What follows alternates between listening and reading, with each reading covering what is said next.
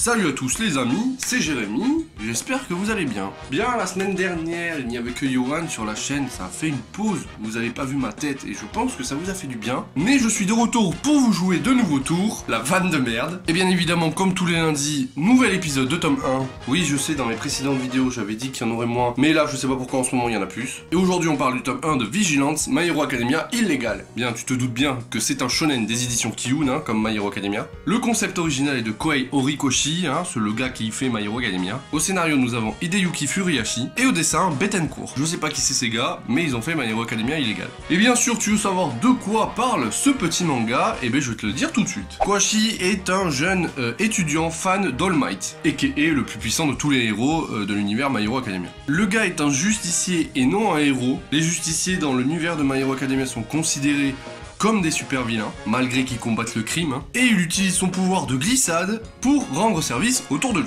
Ça part d'un très bon sentiment, mais malheureusement pour lui, ce qu'il fait est illégal. D'où le My Hero Academia illégal, t'as compris?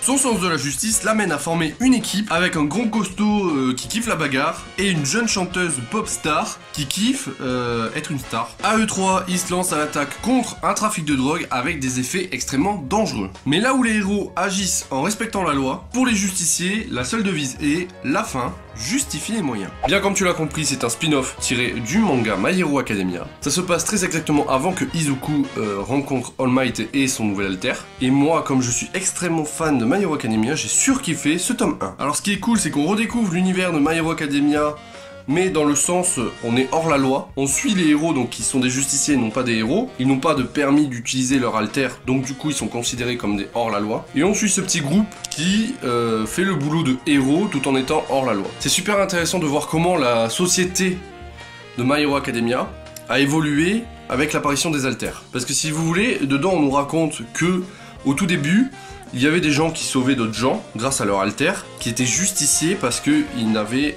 pas cette autorisation légale d'utiliser leur pouvoir. Alors maintenant il y a les héros, tout ça, avec le permis et tout ça, mais il y en a encore, donc les trois personnages que nous avons, qui utilisent leur pouvoir sans permis et qui font, comment dirais-je, la justice à leur façon, hors la loi. Et c'est super intéressant, je le redis encore, mais on a une nouvelle vision, une nouvelle facette de l'univers de My Hero Academia qui est super cool, je trouve. Bon, point de vue du dessin, ça ressemble très fortement à My Hero Academia, hein. Il n'y a pas de truc particulier dans le dessin, ça fait le taf, c'est joli, voilà, j'avais envie juste de vous le montrer, même s'il n'y a pas grand chose à dire dessus. C'est là qu'on se rend compte que si jamais ce genre de truc arrive dans notre monde, hein, si jamais la population humaine s'amène à évoluer, et on a des pouvoirs pareils, la notion de justice, de justicier et de héros là est mise en confrontation, et c'est ça que je trouve super intéressant dans ce manga, c'est que on met la fonction légale et illégale face à face, alors que concrètement ils font la même chose. Voilà les amis, cette vidéo est terminée, merci de l'avoir regardée. Si vous avez kiffé comme d'habitude, le pouce bleu, hein, ça fera plaisir.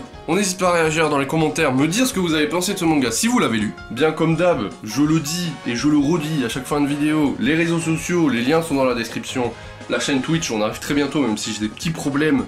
Je sais pas pourquoi ça marche pas, mais j'arrive, ne vous inquiétez pas. On n'oublie pas le petit s'abonner, ça fera plaisir, bien sûr, hein, pour qu'on arrive à 2000 abonnés. On n'oublie pas la cloche si vous avez des problèmes de notification. Et moi, je vous dis à très bientôt pour de prochaines vidéos et pour de prochains lives. Ciao ciao les amis.